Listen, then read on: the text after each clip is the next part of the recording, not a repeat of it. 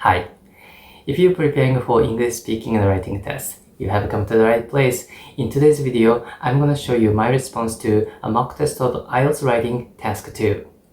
Hi, my name is Suguru and I have got an 8.5 in IELTS writing. If I can do that, so can you.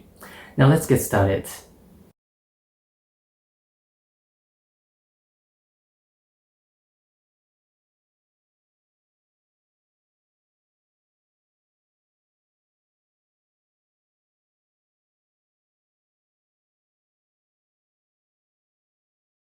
Okay, here is my response to the question, and you're looking at my first body paragraph. In this video, we are not going to look at the introduction and the conclusion, just body paragraphs, okay?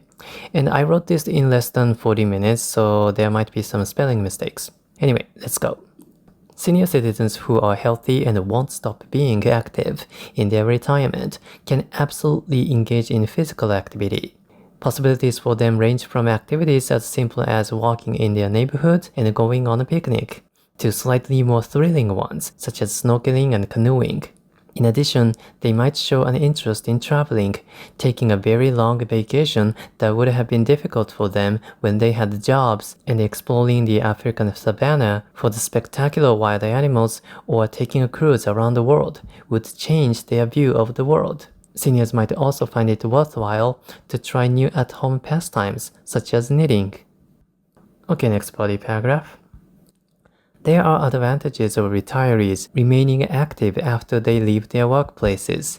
In terms of business, it goes without saying that if the majority of those retirees take paid lessons to start those new activities mentioned in the paragraph above, companies that offer those lessons will hugely benefit.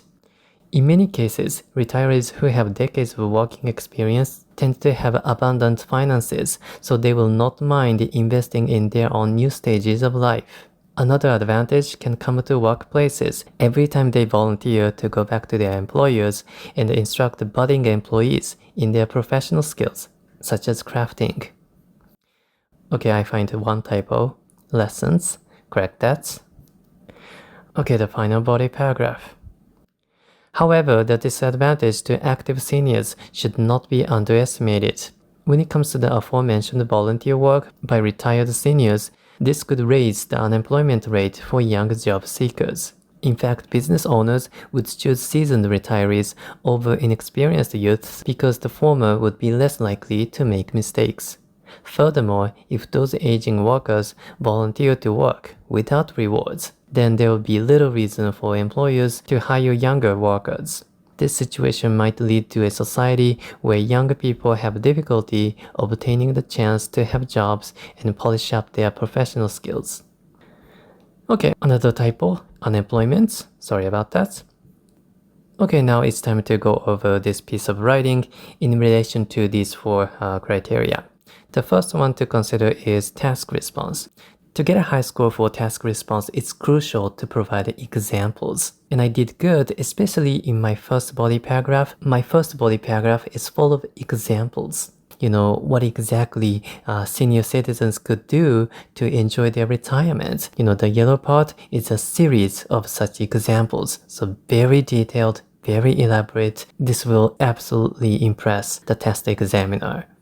And in addition to examples, I want you also to consider cause and effect. You know, if this happens, that will happen, or this will happen because you are doing this. And in my second body paragraph, there are two cause and effect relations. The first yellow part says if the majority of elderly people take paid lessons, companies that offer those lessons will benefit. You know, this is cause and effect. If this happens, that will happen. And in the second yellow part, it says if elderly people go back to work and instruct younger workers, this is an advantage. And in my last body paragraph, there are another two cause and effect cases. It says business owners would choose elderly workers because they'll be less likely to make mistakes. So this is cause and effect. Blah, blah, blah, because blah, blah, blah. And at the bottom of the paragraph, it says if this situation, you know, older people going back to work, continues, then younger people might have difficulty getting jobs. So to do well in task response, first, you have to provide examples. That's a must. And second, if possible, you should consider cause and effect, and your writing will be deep and fully developed. And second, let's consider coherence and cohesion. To get a high score for coherence and cohesion, you should use a range of cohesive devices. Not just one or two of them, but a range of them. Let's count how many cohesive devices I have used. In addition, in many cases, another advantage, it goes without saying, however, furthermore, in fact. So I have 7 cohesive devices. So this is absolutely a range of cohesive devices. Okay, lexical resource. For lexical resource, you should paraphrase as much as you can. For example, the question used the phrase old people. Can you paraphrase old people? Let's see what I did. I paraphrased it to senior citizens, retirees, active seniors, seasoned retirees, and aging workers. So I paraphrased old people 5 times. So in IELTS writing, this is impressive. Okay, finally, grammar.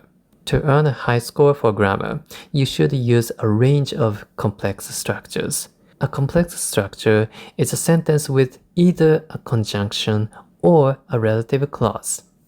And you should use a range of them, not just 1 or 2 of them.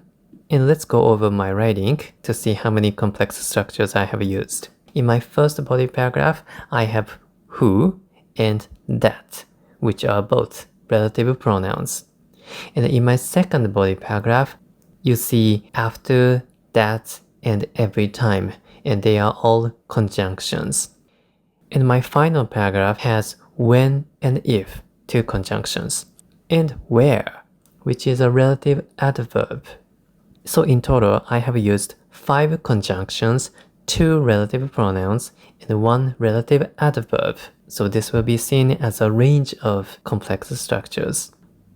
In total, this writing has 311 words, and this does not include the introduction and conclusion paragraphs.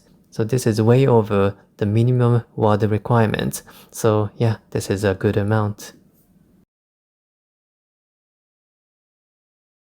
Alright, I hope you found this video useful. Leave a like, subscribe if you're new, and most importantly, let me wish you good luck on your test.